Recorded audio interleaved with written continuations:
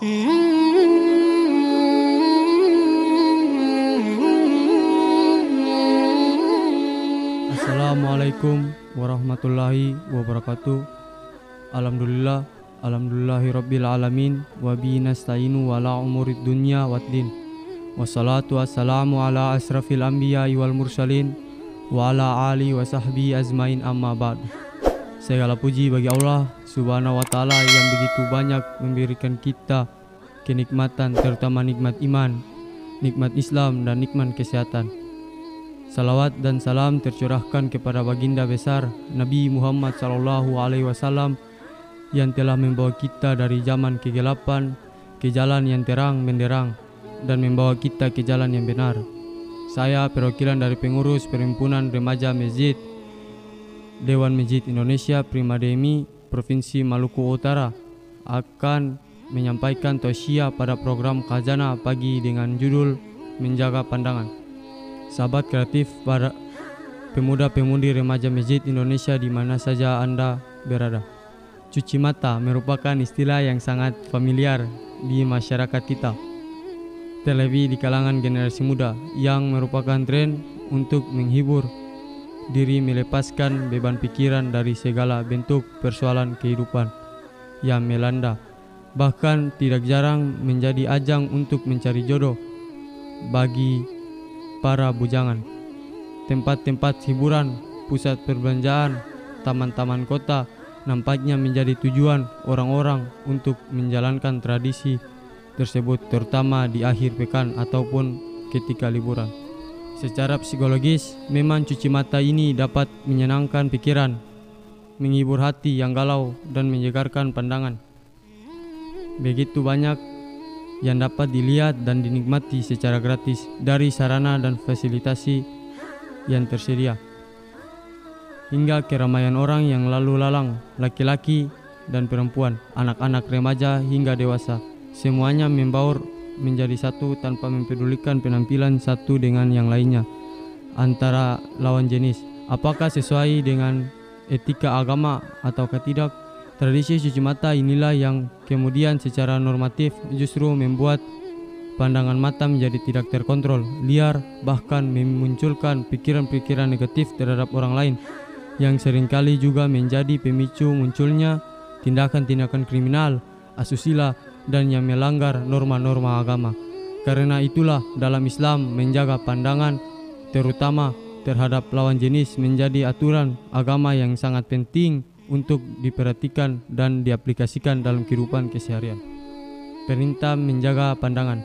Dalam ajaran Islam, perintah menjaga pandangan yang dimaksud adalah menundukkan pandangan, ghadadul basar, yang diiringi dengan perintah memelihara kemaluan, hifzahul farji, sebagaimana yang termaktub dalam Quran surat Al-Nur ayat 30-31, yang artinya, katakanlah kepada orang laki-laki yang beriman, hendaklah mereka menahan pandangannya dan memelihara kemaluannya, yang demikian itu adalah lebih suci bagi mereka. Sesungguhnya Allah Maha mengetahui apa yang mereka berbuat.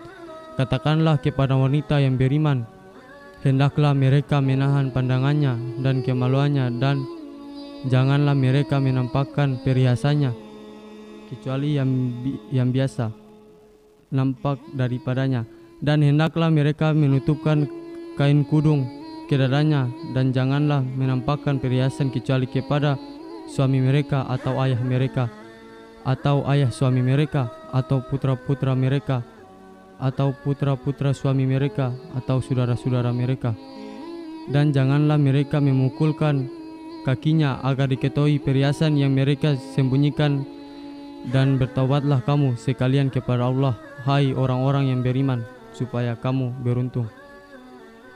Di sini tidak berarti kita harus membungkam mulut, sehingga hal yang senada juga diungkapkan oleh Ibnu Abbas radhiyallahu anhu yang menafsirkan bahwa yang dimaksud ghadadul basar dalam kedua ayat tadi adalah menjaga pandangan, hifzul ain, dari hal-hal yang diharamkan. Dalam hal ini Ibnu Katsir dalam kitab tafsirnya juga menambahkan bahwa pandangan mata hanya diarahkan kepada hal-hal yang diperbolehkan agama, maka jikalau seseorang tidak sengaja melihat kepada sesuatu yang haram, hendaklah ia segera berpaling darinya, seperti hadis yang diriwayatkan Muslim dalam kitab sahihnya yang bersumber dari Jarir bin Abdillah Al-Bajali radhiyallahu anhu bahwa ketika beliau bertanya kepada Nabi Muhammad SAW tentang melihat kepada perempuan yang bukan muhrim al-fajah, maka beliau menyuruhnya untuk memalingkan pandangannya dari perempuan itu. Dari hadis ini dapat terlihat jelas bahwa beberapa bagian dari manusia seperti mata, tangan, kaki, dan mulut dapat dianggap berzina dalam arti konotatif apabila dilakukan dengan syahwat yang ditandai dengan keinginan dan khayalan dalam hati untuk berzina, sedangkan kemaluannya pun bereaksi untuk membenarkan keinginan berzina itu atau mengingkarinya. Hal ini mengindikasikan bahwa pandangan yang bersyahwat bukan hanya membahayakan kemurnian budi pekerti, bahkan akan merusak kestabilan berpikir dan ketentraman hati. Karena itulah agama Islam menegaskan bahwa yang pertama kali dijaga adalah pandangan sebelum menjaga kemaluannya, karena semua yang terjadi itu bermula dari pandangan mata. Laksana api besar bermula dari lilitan kecil. Pada awalnya dimulai dari pandangan, kemudian terlintas dalam pikiran, lalu menjadi langkah, dan selanjutnya terjadi dosa ataupun kesalahan. Maka dari itu dikatakan bahwa barang siapa yang mampu menjaga pandangan, pikiran, ucapan, dan tindakan, berarti dia telah menjaga agamanya. Semoga kita semua selalu menjaga pandangan kita. Amin ya rabbal alamin. Demikianlah tausiah yang dapat saya sampaikan pada kesempatan ini. Mudah-mudahan berkenan di hati kalian semua. Amin ya rabbal alamin. Terima kasih atas segala perhatiannya dan mohon maaf atas segala kekurangan dan kehilafan saya. Oleh karena saya atas nama Naufal Ilman Salim, utusan dari Rumus Al-Ikhlas Kota Ternate, mengucapkan banyak terima kasih kepada Prima Demi Malut yang telah memberikan saya kesempatan untuk bertausiah pada program Khazanah Pagi yang disiarkan langsung oleh Pro 2 RRI Ternate. Semoga Prima Demi Malut akan semakin eksis ke depan dalam berkarya dan menampilkan calon-calon dai dan daiyah muda Maluku Utara yang istiqomah dalam menebarkan kebaikan. Akhirnya saya ucapkan wa kafa billahi syahida. Assalamualaikum warahmatullahi wabarakatuh.